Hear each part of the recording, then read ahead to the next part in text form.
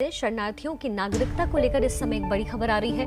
केंद्रीय गृह मंत्रालय ने पाकिस्तान, बांग्लादेश और अफगानिस्तान के गैर मुस्लिम लोगों को नागरिकता देने के लिए आवेदन मंगवाए हैं। गुजरात, राजस्थान, छत्तीसगढ़, हरियाणा और पंजाब में रह रहे 13 जिलों के शरणार्थियों से नागरिकता के लिए आवेदन मांगे गए हैं। इसमें बड़ी बात यह है कि नागरिकता देने की ये पहल सिटीजनशिप एक्ट 1955 के तहत की जा रही है। आपको जानकारी दे दें, गृह मंत्रालय का कहना है कि इसका CAA से कोई संबंध नहीं है।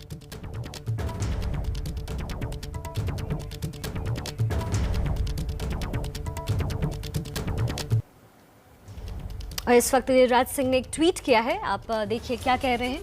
हिंदुस्तान में आपका स्वागत है मोदी जी, इन लोगों के लिए देवदूत बनकर आए हैं। बड़ी खबर आपको बता दें, सिटीजनशिप एक्ट के तहत आवेदन देने की बात कही गई है।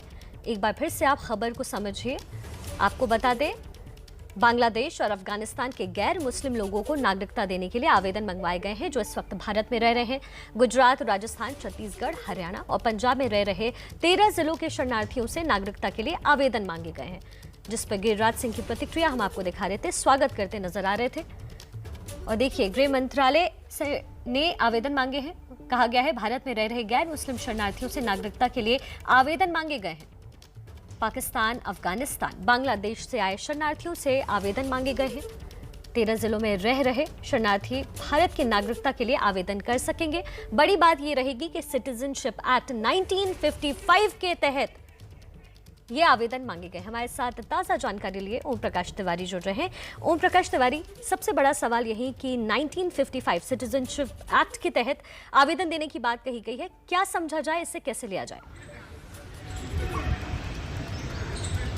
देखिए, मैं आपको बता दूं, नरेंद्र मोदी सरकार ने जो CAA एक्ट था उसमें भी गैर मुस्लिम्स को नागरिकता देने की बात कही थी और उसकी तैयारी भी की जा रही है। लेकिन अभी तक गृह मंत्रालय के सूत्रों के मुताबिक CAA एक्ट के जो नियम है वो पूरी तरह से तैयार नहीं हुए हैं।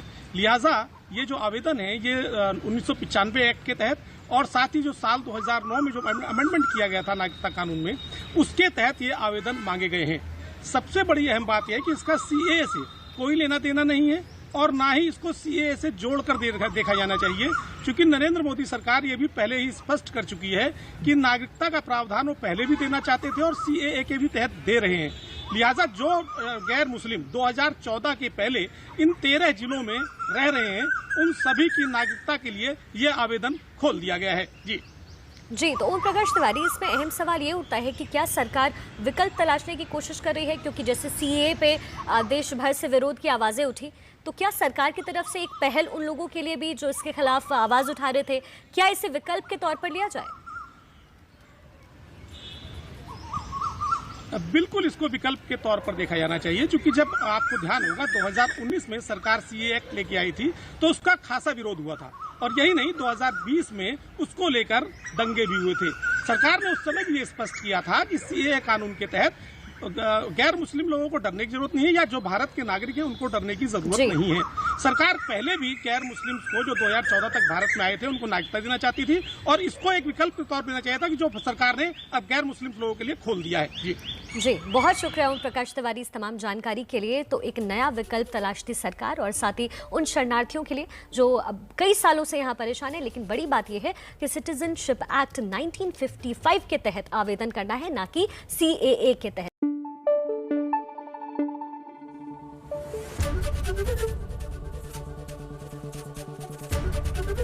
ABP न्यूज आपको रखे आगे।